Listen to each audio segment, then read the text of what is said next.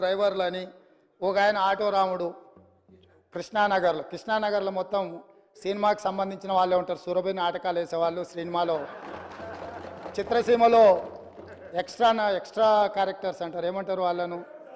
Extra అంటే extra ఆర్టిస్టులు అంటే ఏమంటారు? జూనియర్ ఆర్టిస్టులు కృష్ణానగర్లు ఉంటారు. టీఆర్ఎస్లో ఒక జూనియర్ ఆర్టిస్టు ఆడేదో సమావేశానికి పోయిందంట, ఆడ ఆటో కనిపించిందంట, ఆటో ఎక్కి ఆటో రాముడు ఆఫీస్కి పోయిందంట.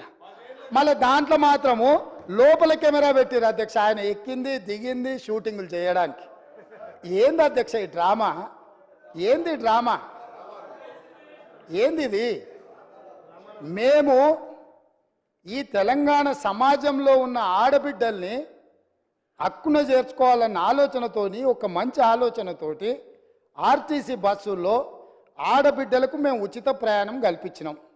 2014 నుంచి 2019 వరకు మంత్రివర్గంలో ఒక్క ఆడబిడ్డ కూడా మీరు మంత్రి పదవి ఇవ్వకపోయినా, అక్కడ ఉన్నవాళ్ళు ఏ రోజు కూడా ఒక్క ఆడబిడ్డ కూడా మంత్రి పదవి ఎందుకు ఇవ్వలేదు సార్ అని అడిగిన వాళ్ళు కాదు పాపం.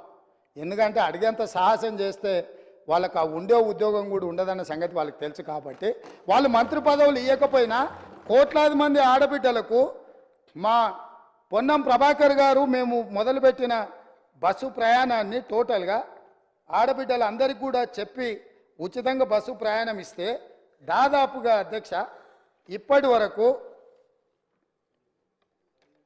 15,21,00,000 ప్రయాణాలు ఆడబిడ్డలు ఉపయోగించుకున్నారు. 535.52 కోట్ల రూపాయలు ఇప్పటివరకు ప్రభుత్వం ఆడబిడ్డల కోసం ఖర్చు పెట్టింది అధ్యక్ష. ఒక మంచి పని చేసినప్పుడు అభినందించడానికి నోరు రాకపోయినా ఆ నిర్ణయాన్ని వ్యతిరేకించుకుంటూ నిరసన తెలుపుతూ ఒక ఆటోని తీసుకొచ్చి అక్కడ తగలబెట్టింది అధ్యక్ష. కిరాయి పైసలే వెళ్తలేవు, సంసారం నడుస్తలేదన్న ఆటో డ్రైవరు ఆటో తగలబెట్టిందంటే ఆటో తగలబెట్టడానికి ఎన్ని పైసలు కావాలి అధ్యక్ష? ఆటో రౌండ్ ఆటోలో ఎక్కి తిరిగిందంట, ఆయనకు ఇంకొక ఆయనకు ఆటో ఖర్చులు వెళ్ళదంట, ఆయన తీసుకొచ్చి ఆటో తగలబెట్టిందంట. ఏంది అధ్యక్ష ఇది? అసలు ఇది ఏమైనా తెలంగాణ సమాజానికి మనం ఏం సందేశం ఇవ్వదలుచుకున్నాము? ఇంకొక నటుడేమో 100 రూపాయలు పెట్టి పెట్రోల్ కొనుక్కుంటాడు, కానీ 10 పైసలు పెట్టి అగ్గిపెట్ట కొనుక్కోడు, అగ్గిపుల్ల దొరకదు. మనం కవులకు కళాకారులకు తెలంగాణ నిలయమని మనందరికీ తెలుసు అధ్యక్ష. కానీ నటులకు కూడా కొదవ లేకుండా పోయింది. ఒక్క నటుని కూడా మెతుకుతే ఇద్దరిద్దరు నటులు దొరుకుతారు అధ్యక్ష. ఈ ప్రభుత్వం నడుపుతున్న విధానాన్ని చూడలేక. కాబట్టి ఇవాళ నేను ఒకటే సూచన చేస్తున్నా, అక్కడ ఉండే మా సోదరిమణులకు మా సోదరులకు ఒక మంచి నిర్ణయం తీసుకున్నాం మన ఆడబిడ్డల కోసము. దానివల్ల ఆదాయం కూడా పెరిగింది. నేను మీకు లెక్కలు చెప్పదలుచుకున్న ఎండోమెంట్స్, దేవాలయాలు సందర్శనలకు పోయి రాష్ట్రం యొక్క ఇన్కము ఏ విధంగా పెరిగిందో కూడా మన వాళ్ళకి నేను లెక్కలు చెప్పదలుచుకున్నా అధ్యక్ష.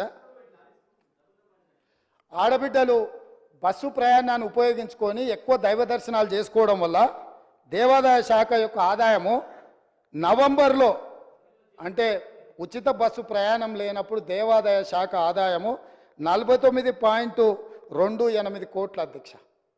అదేవిధంగా డిసెంబర్లో మేము ఉచిత బస్సు ప్రయాణం మొదలుపెట్టినాక ఆడబిడ్డలు కుటుంబ సభ్యులతోని యాదగిరిగుట్టనో లేకపోతే జోగులాంబనో లేకపోతే ఇతర దేవాలయాలు భద్రాచలంలో రాములవారినో ఇట్లా వివిధ దేవాలయాలను సందర్శించుకోవడం వల్ల డిసెంబర్ నెల ఆదాయము 93.24 కోట్ల రూపాయల అధ్యక్ష. జనవరి ఆదాయము 68.69 కోట్ల అధ్యక్ష. అంటే ఈరోజు ఆడబిడ్డలకు బస్సులో ఉచిత ప్రయాణం కల్పించడం వల్ల ఆడబిడ్డలు చాలా కాలం నుంచి కుటుంబ సభ్యులతో దైవ దర్శనం చేసుకోవాలన్న ఆలోచన ఉండి అవకాశం రాక ఆర్థిక పరిస్థితి అనుకూలించక ఇవాళ మా ప్రభుత్వము ఆడబిడ్డలకు ఉచిత బస్సు రవాణా సౌకర్యాన్ని కల్పిస్తే దైవ దర్శనం వల్ల దేవాదాయ శాఖకు ఆదాయం పెరిగింది అధ్యక్ష. ఇది ఒక మంచి శుభసూచకం. దీన్నైనా వారు అభినందిస్తే బాగుంటుందని నేను అనుకున్నా, వారు అభినందించలేకపోయారు అధ్యక్ష. అదేవిధంగా అధ్యక్ష ఉద్యోగాలు పదే మీరు 2 లక్షల ఉద్యోగాలు ఇస్తారన్నారు. ఎక్కడ పోయినాయి మీ 2 లక్షల ఉద్యోగాలు? అసలు తెల్లారేయాలి కదా అధ్యక్ష. మీ ఉద్యోగాలు పోయిన దుఃఖంలో మీరున్నారేమో కానీ నిరుద్యోగ యువకులు ఆ దుఃఖంలో లేరు అధ్యక్ష. ఉద్యోగ అవకాశాలు కల్పించాలంటే దానికి ఒక ప్రాసెస్ ఉంటుంది అధ్యక్ష, ఒక విధానం ఉంటుంది. జస్ట్ లైక్ దట్ ఇట్లా చేయడానికి ఉండదు. గతంలో మీరు చేసినట్టు మేము చేయలేము. జిరాక్స్ సెంటర్లలో పల్లి బఠానీలు అమ్మినట్టు పరీక్ష పత్రాలు ఎక్కడ పడితే అక్కడ సంతలో సరుకులాక అమ్ముకునే విధానం మేము దేదలుచుకోలేదు అధ్యక్ష.